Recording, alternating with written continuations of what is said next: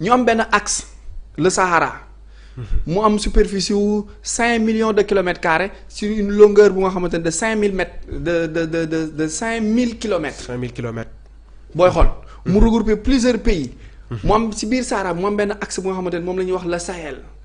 foofu mu am tension parce que lu tax mu am tension dafa am alal bu bari bu fa ne. boo xoolee mooy diggante frontière sud de Algérie. nord Mali Kidal. Gao Tombouctou Libye nii. Sahara occidental Maroc Mauritanie. et une petite partie peut-être du Sénégal à l'angle fi nekkoon empire Tekrour. les Targui wala le Touareg mooy naar bi nga xamante ne dafa xaw a métissé ak pël. xaw ñuul muuru ñuul njool noonu yéeg ci ay gileem ak yooyu. fi mu dëkk dafa am alal gu bari gu fa nekk.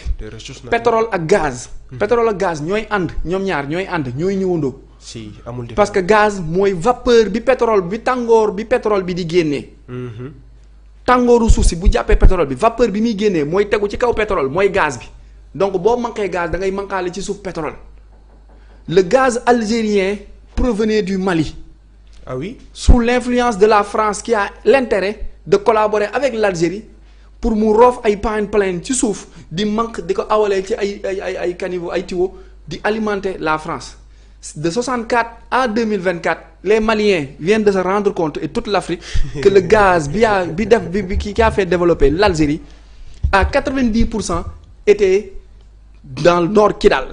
Algérie la ñuy toog di manque li nekk Mali. dóor muy dem maintenant qu'est-ce qu'ils vont faire ils vont créer des terroristes milices petite armée nan la mënee xeex ak armée d'une nation comment des groupes terroristes peut battre une armée malienne burkinabé nigérienne.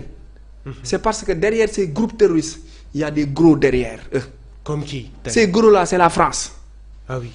Ils animent des guerres la France elle anime des guerres en disant stratégiquement vous les militaires maliens gérez-moi le sud moi je gère le nord alors que le nord boobu noonu moo am alal bi.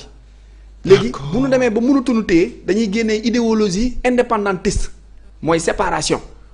léegi bu ñu defee séparation le leader chef rebelle bi nekk foofu noonu.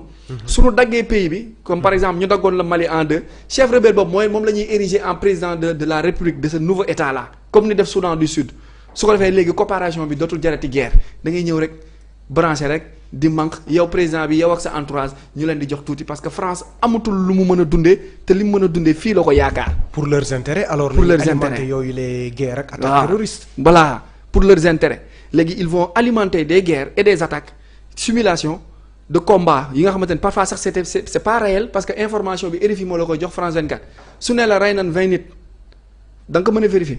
fii lan wax rey nan Ben Laden ba tey kenn gisul kooram.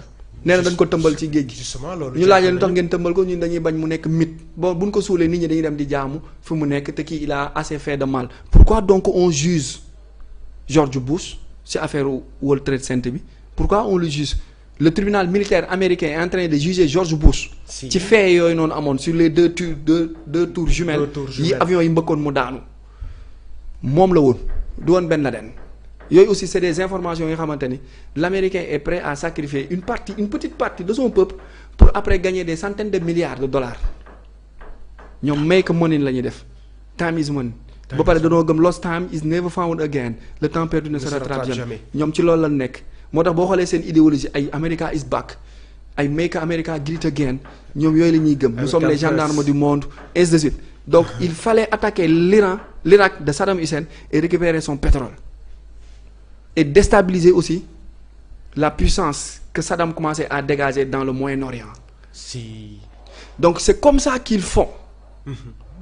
maintenant ils vont ces bases militaires là sont là pour surveiller ni la supervision le contrôle du franc CFA parce que ce qui se cache derrière le franc CFA même la langue française l'utilisation de la langue française est un moyen est un point dans les accords donc ils sont là pour voir est-ce que réellement on verse est-ce qu'on fait le bilan financier de nos réserves régulièrement est-ce que l'or de Sabodala coule bien est-ce que l'uranium est bien surveillé est-ce que le lithium de Ziguinchor est bien gardé est-ce que le zircon du Jolof de Ndiarème de autres est bien gardé est-ce que le phosphate de Matam là est bien géré est-ce que le pétrole et le gaz de Yakar de Sangomar de Saint-Louis aussi est bien gardé ils sont là pour vraiment contrôler gérer maintenir mais aussi empêcher des révolutionnaires des pensées d'émerger. créer aussi des France naabe